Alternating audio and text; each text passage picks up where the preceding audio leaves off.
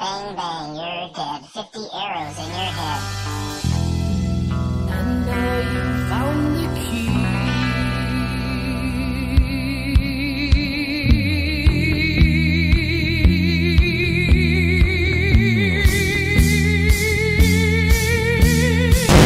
Bunions and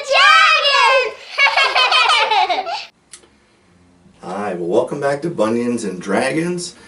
This episode, this is the second session of Lost Mine of Phandelver, which is a published module by Wizards of the Coast. If you intend to play this, suggest that maybe you don't watch this particular video because it's a spoiler alert. When we last left our adventurers, they had just addressed the Clarg situation, the big bugbear boss in Cragmaw's hideout.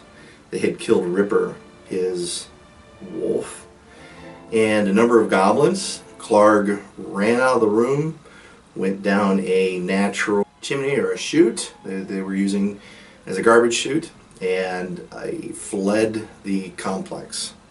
Another one of the goblins that had escaped along with Clarg circled back to try to sneak up on the party and was quickly killed as well. Bang, bang, you're dead. 50 arrows in your head. So for this session we had Blake joining us as Draxel, a dragonborn sorcerer. Okay, well my name's Draxel Roxas, and I can freeze things with my breath. For the purposes of the story, the players all agreed that Blake's character Draxel was with them all along. Just went particularly unnoticed in the first session, but he shared in all of the experiences. And as the Dungeon Master, I'm absolutely happy to accept that, and so we continue forward. Not in attendance for this particular session was Dave, but his bugbear meat shield would be steered by the party.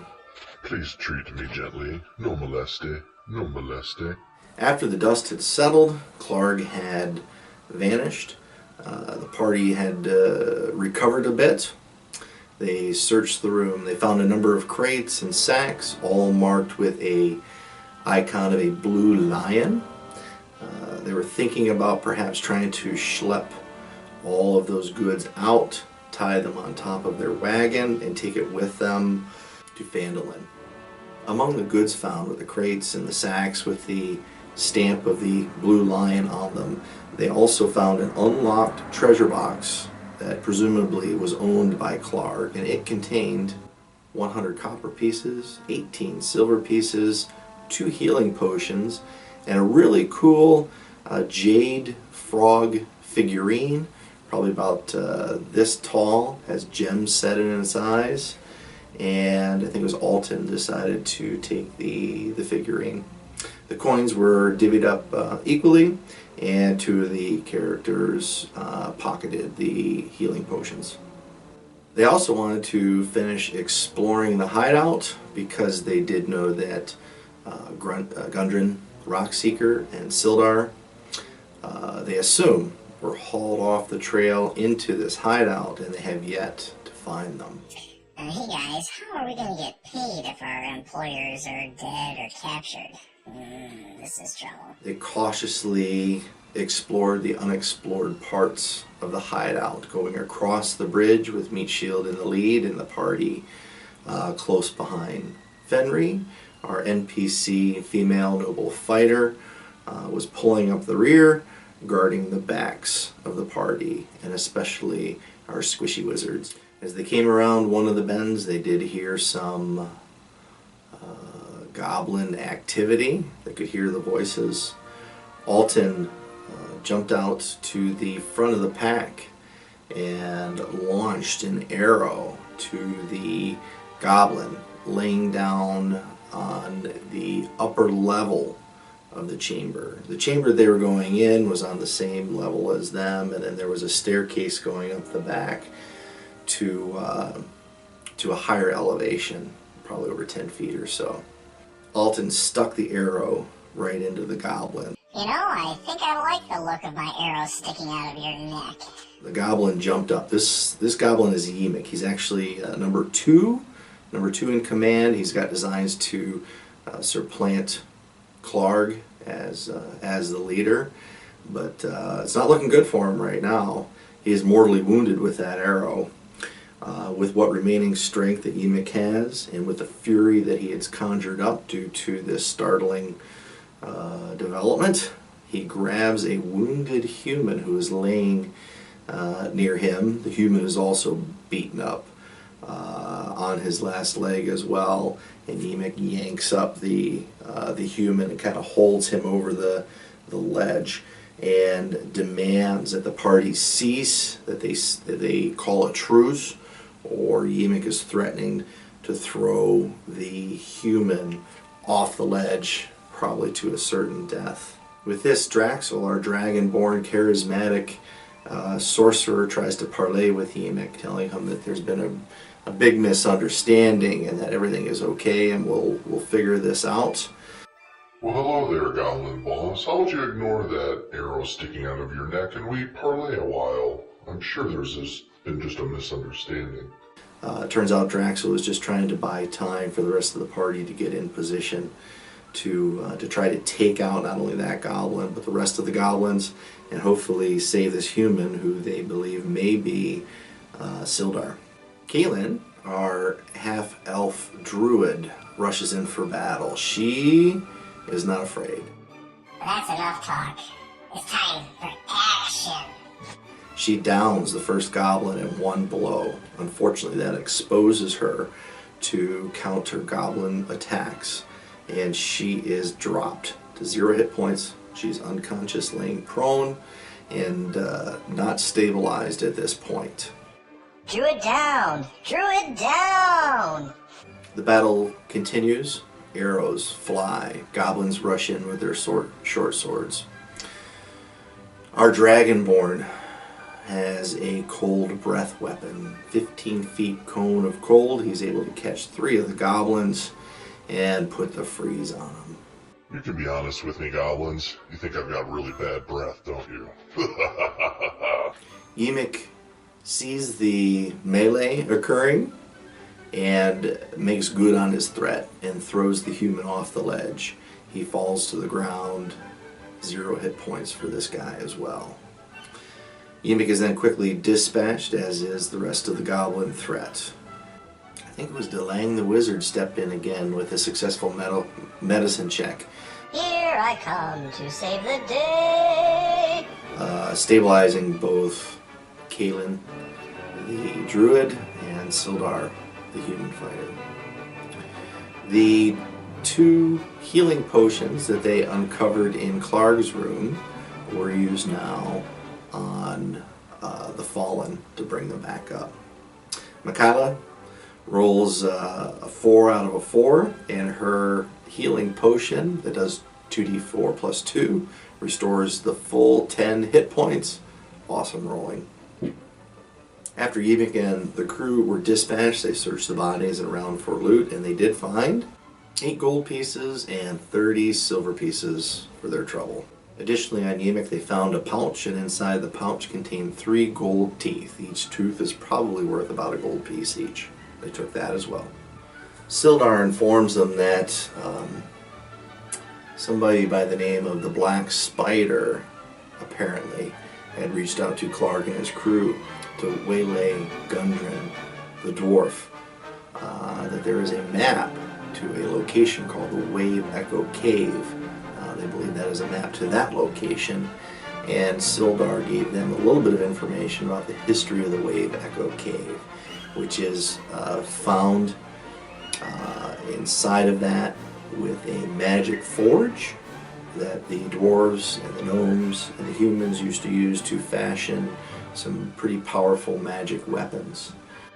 Did somebody say magic weapons? Okay, go on, you have my attention. Not to get into the history at this point just yet, but Sildar is able to fill them in a little bit on that to let them know how valuable that map to the Wave Echo Cave may be. He also heard from the goblins that Gundren was, along with the map, scooted off to a location called the Cragmar Castle, although he has no idea where that may be located. Sildar also identifies himself as an operative within the Lord's Alliance, who does have a very good reputation, His business in going to Phandelver was to look after another member of the Lord's Alliance who was sent out a couple of months ago and hasn't reported back. A wizard friend of his by the name of Iarno. He was heading to Phandelver to locate Iarno, find out what he's been up to or what may have happened to him, when Gundren Rockseeker hired him as an escort to Phandelver.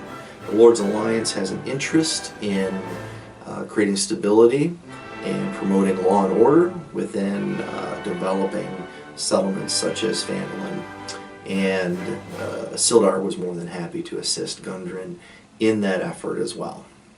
He offers to pay the party 50 gold pieces if they will successfully escort him back to Phandelver. It'll probably take him about a day to plug into his network to get the reward and the gold. Obviously, Sildar was stripped down of his armor, his weapons.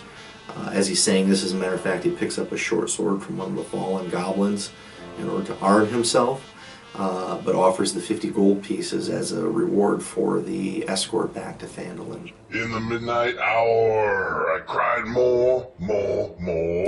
Draxel uses his superior charisma, rolls a very good persuasion check, counter-offers for 100 gold piece reward, and Sildar bumps his offer up to 75 gold pieces, which the party thinks is very generous because they're headed there anyway, and they accept his offer. They decide to leave the goods behind because Sildar wants to get to Phandelver post-haste. As they exit the Cragmar hideout, Alton, the ranger, uses his tracking skill to see if he can figure out maybe where the bugbear has gone. I smell bugbears to the north of me, Phandelver to the south, and here I am stuck in the middle with you.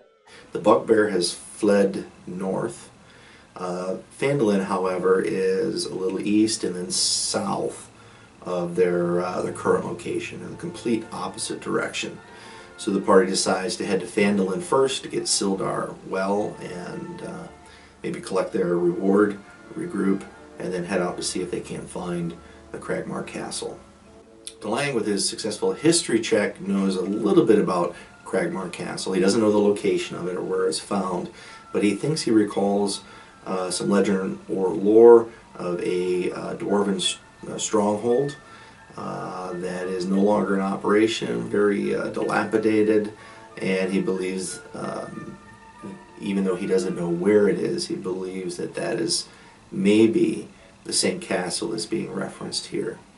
With the additional experience points, the characters have leveled up to level 2, and Kylan the Druid is looking towards Circle of the Shepherd. DeLang the Wizard is looking to become a lore master. So they head out on the Triboard Trail on the way to Phandelver. As they turn south on the trail, heading towards Phandelver, they come upon a sleeping ogre sleeping in the middle of the road.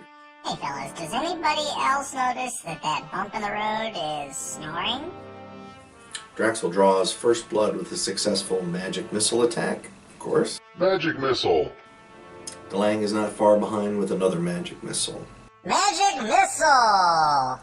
This causes the ogre obviously to wake up, stand up, and start to advance towards the party. The ogre takes several hits from arrows and bolts from the other party members and is killed. 2 gold pieces each and 75 experience points for each of the party members for that successful vanquishing of the large ogre menace. Upon arriving in Phandelver, Sildar suggests that they find Stonehill Inn, set up camp there, and recover. He hears good things about the inn. The party heads out there. A couple of the party members take the wagon and check out Barthen's provisions to see if they can make delivery. Barthen's is closed. The sign over there says open 24 hours. I guess that doesn't mean 24 hours in a row. They go back to the inn. They meet Tolman, the innkeeper, the inn owner. He's able to put up the horses. The wagon they wheel behind the inn and meet Shield the Bugbear, who is not necessarily comfortable in social settings with normal races. Decides to sleep outside atop the wagon Meanwhile, Tobin tells them a little bit about the ruffians that are in town, this Red Brand group, and suggests that maybe the bugbear sleeping with their equipment is not a bad idea. Hey, everybody's looking at me kind of funny in here. I think I'd be better sleeping outside anyway. Tobin's wife also warns the party about how dangerous those Red Brands can be. That one of the locals who decided to stand up to one of the ruffians for eyeballing his wife, well, he was killed. Red Brands dragged his body out, and now his wife and 2 children are missing. She fears the worst and does not like the Red Brands. As they're being debriefed and getting settled into the inn, a small boy sneaks a dagger away from Draxel the sorcerer and runs out into the street. Draxel does notice this and kind of follows the boy. He sees the boy hand his dagger to a very large human who gives the boy a loaf of bread. The boy runs off. Draxel steps up to this large human and explains that that dagger is his. The human says that it's not because he just paid the boy a loaf of bread for it and 2 amscram. If you even think about keeping my dagger, we're going to see how many days it takes you to ultimately poop it out. Got it? Draxel is not happy about this. He rolls a very high intimidation check and intimidates this bad guy, who takes his dagger and throws it into the ground. The tip sinks into the street. He mutters some curses at the Dragonborn, but he does just walk away easterly out of town. This may have been the first encounter with one of the Red Brands, as that ruffian is noticed to be wearing a soiled maroon cloak. The next morning after breakfast, some of the party members take the wagon up to Barthen's Provisions and meets the proprietor there, Elmar Barthen. He's very happy to see him. He pays each of the party members 10 gold pieces. The party members explain that there are other party members who went off in a little different direction. They're just simply the ones delivering the goods finally to Phandelver, and if the deal was for 10 gold pieces each, Elmar should be ponying up a little more gold, which he did. He was happy to do so. He inquires to the party, where is Gundren? Gundren is already supposed to be here. He's concerned about that. Elmar also knows that Gundren's 2 brothers, Nundro and Tharden, are supposed to be on the outskirts of Phandelver camping, but they haven't been back on a 10-day to get provisions. They should be back any day now, but he is starting to get a little bit concerned. The party tells Elmar a bit about Sildar, that they have rescued Sildar. Sildar has some indication that Gundren may be off to the Cragmar Castle. Elmar doesn't know where that is. He is highly concerned. He's urging the party to go after his friend Gundren and rescue him right away. The party does do an insight check and determines that Elmar seems very genuine in his concern for Gundren. While they're asking around the patrons in the inn about where they might be able to find Cragmar Castle, or who might know the location of this, they hear that one of the villagers has a druid friend. They should probably seek out Darren Enderath at the apple orchard and inquire further about this. Ooh, another druid. That is on my list of things to do. The party finds out that their best opportunity of upgrading any of their weapons or their armor is to go to the Lion Shield Cloister in town. As they get closer, they notice that that building bears the emblem of the Blue Lion, the same one that they found marked on the crates and the sacks inside the Cragmar hideout. And they give this information to the proprietor of the Lion Shield Cloister, Linnean Greywind, who is more than happy to reward the party with 50 gold pieces for that information. And she knew that it was captured that the shipment did not come in, and she's glad to know the location of where those goods are. Through a few sources,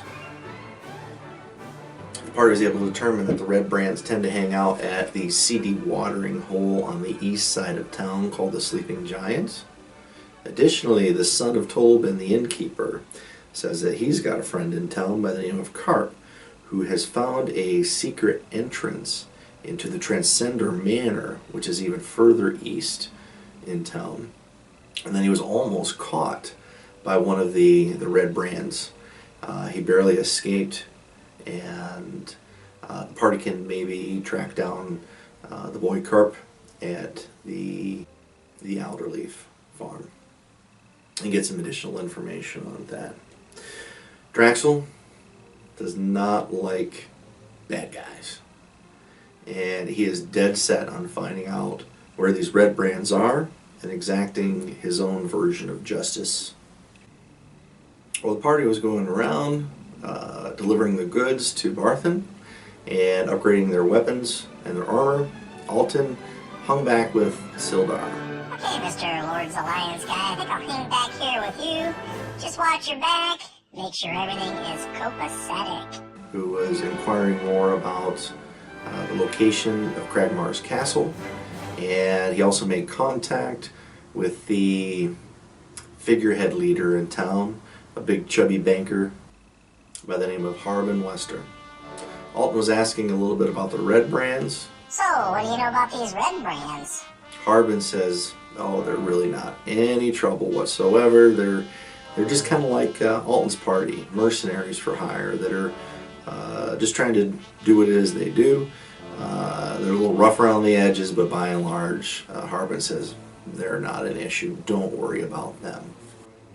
Sildar finds some information about his friend Iarno, who disappeared a couple of months ago, about the same time that the Red Brand ruffians had moved into town, and he was last seen exploring the area near Transcendar Manor. Sildar has half a mind to go check that out and see if he can't find his old wizard friend Iarno.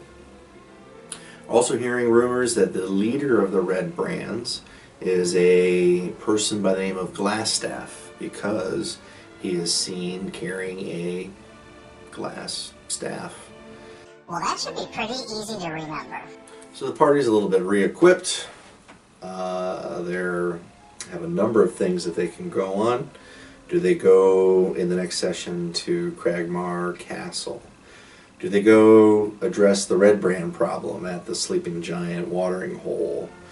Do they track down Carp, get some additional information about this secret entrance into Transcendar Manor? What will the party do? The only way to find out is to stay tuned. Please share this video with your friends who enjoy playing Dungeons and Dragons. And if you have any comments, what are we doing wrong? How would you have done some things differently? Feel free to put that down into the comment section below. And until next time, adieu.